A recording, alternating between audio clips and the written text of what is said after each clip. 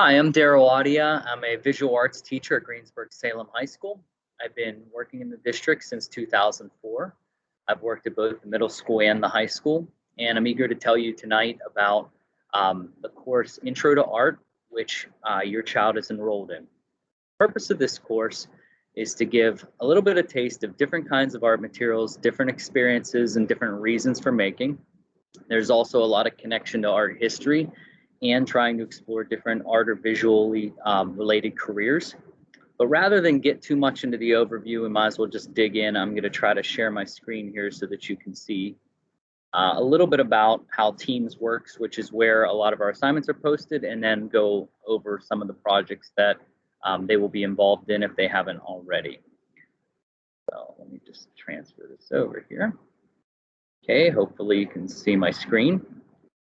So we're going to go into just one of our current Intro to Art courses. And this is sort of how Teams is set up. If you want to ask your son or daughter to show you from their perspective what Teams looks like, it's probably a good idea. But every day when they come in, I have our objectives and activities listed on the board, but I also post them on Teams in case they're absent or quarantined. So if you scroll the whole way back from in the general channel, you can see kind of like all the daily activities when assignments were assigned to give you kind of a sense of, things that we go over first thing. If you want to look at what assignments, you would click at assignments. And then they usually are labeled and have due dates on them. This is our current assignment that's due. And so from the student view, it would look something like this. Okay, so there's a lot of directions here, but if they're in class, I'm just explaining the project. They don't necessarily have to read through all the directions with me, but they are there in case they're confused about something, or for some reason, if they're absent, they can kind of see what was missed. Now, along with every assignment, there's usually some type of video or visual resource that goes along with it. Sometimes, it's a video on instructions on what to do if they aren't there. And if they're halfway through an assignment and need some refresher on some of the information, they can go back and watch that. They're usually, if it's a major project, at about 10, 12, or 15 points, and there's rubrics attached so that they can review and see how exactly am I getting assessed on this artwork, what categories are being looked at for this particular assignment. Okay, so that's kind of how assignments work.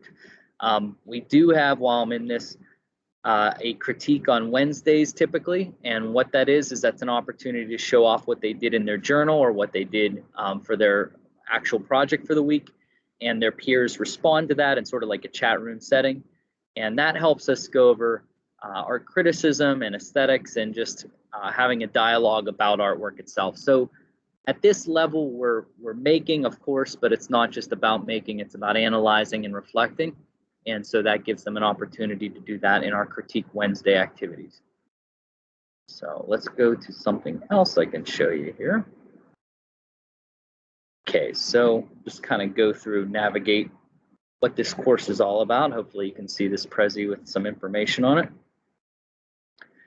So when we were designing this course, what we're really trying to ask ourselves is, if this student were to move on to upper level art courses, what are some of the things that we should have them be prepared for, and what should they understand? And one of the basic building blocks of art making and understanding others' art are the elements and principles of art and design. Now, this whole course isn't based just around that, but it is important that by the end of this course, they understand different ways to use line and shape, choices that you make with color for a reason, okay? Color schemes and different pros and cons of using different colors. Values like learning lights and darks and how to create shading believably. Trying to believably be able to create texture, manipulate space, and create 3 dimensions and form. Asking yourself if the artwork is balanced and how could we create that sense of balance. Are there areas where we need a focal point that's an emphasis? Do we do that by creating contrast? Are there any patterns we're seeing in the work? How do we create a sense of unity, making the work look like it goes together? How do we create a sense of visual movement and have the eye go throughout the piece? Okay, keeping the eye interested in the work. And so those are some things that we do go over throughout all of our projects. And the purpose of Intro to Art 2 is to try to explore different art materials and processes. So, you know, we will be painting, we will be printmaking, we will be drawing and sculpting and trying to do as many of these things as possible. Now, if your son or daughter is interested in learning about more art career linked activities, we offer another course called Applied Art, which is kind of like the yin and the yang of this course. This is more, you know, a little bit of an introduction to each kind of fine art process. But if you're interested more in like advertising and like vehicle design and, you know, web layout and things like that, then Applied Art is another course that your child might be interested in.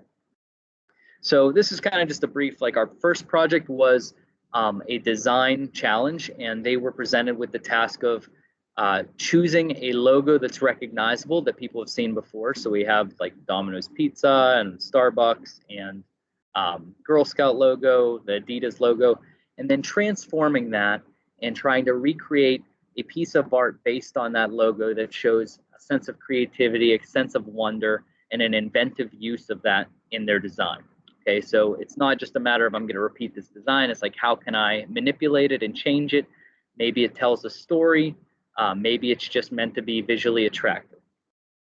The piece that we just finished up today was an illustration assignment where they were going to either create a road sign design or just a black and white silhouette illustration, or they could even recreate a famous artwork from art history on cardboard, mainly with black and white ink and paint, and exposing some of the corrugation. So some of the challenges they had to think about were, you know, what parts should I expose to create a focal point? And does my artwork need color, or can it be successful without it? And so they had to make some decisions about that. So a very graphic, hard-edged artwork most of the time for these. Very excited. They turned out fantastic. And what we're moving into now is we're moving into the kind of looking at how different artists explore the same theme. So the theme that I chose for this kind of season is skulls, because I mean, we're kind of entering into Halloween anyway, and Dia de los Muertos, Day of the Dead in you know, Mexico, and just kind of looking at different ways artists have depicted skulls throughout history, and then we're using that as a starting point to learn how to draw realistically and doing a realistic drawing on black paper with white colored pencil. And so this is their first attempt at realism. The first two projects we did were really about illustration and design. Now we're kind of shifting gears into learning about proportion and shading and use of value and texture. So from there, your child will have a choice to either work on black paper again if they were very successful there, or if they want to try their hand at working on white paper and picking a subject of their choice to move on to drawing more realistic representations of objects, but doing so with kind of choice in mind. And we'll do you know, some different drawing exercises to prepare them for that challenge.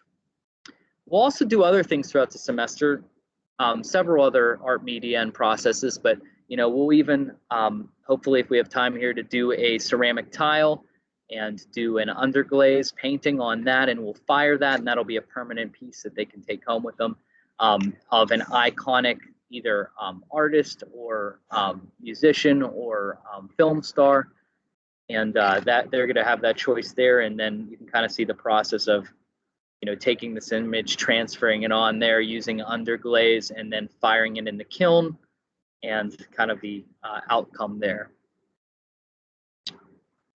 And like I said, there will be several other activities in between, but this course will have a final. We don't do final exams, we do final projects.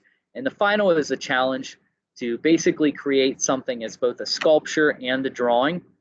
So they're going to be challenged to create a sculpture out of paper, and from that pattern paper sculpture to then create a series of drawings based on that sculpture. So you can kind of see an example here of, you know, here's the paper sculpture, here's the drawing, here's the color version of that drawing. So kind of coming full circle with, you know, use of three-dimensional art, use of two-dimensional art, taking a subject that you created and then translating that into another art form. Okay, so I'm open to having conversations with you. If you want to reach out, Daryl.Audi@gs lions.net is my email address. You can always call the school if you want to reach out.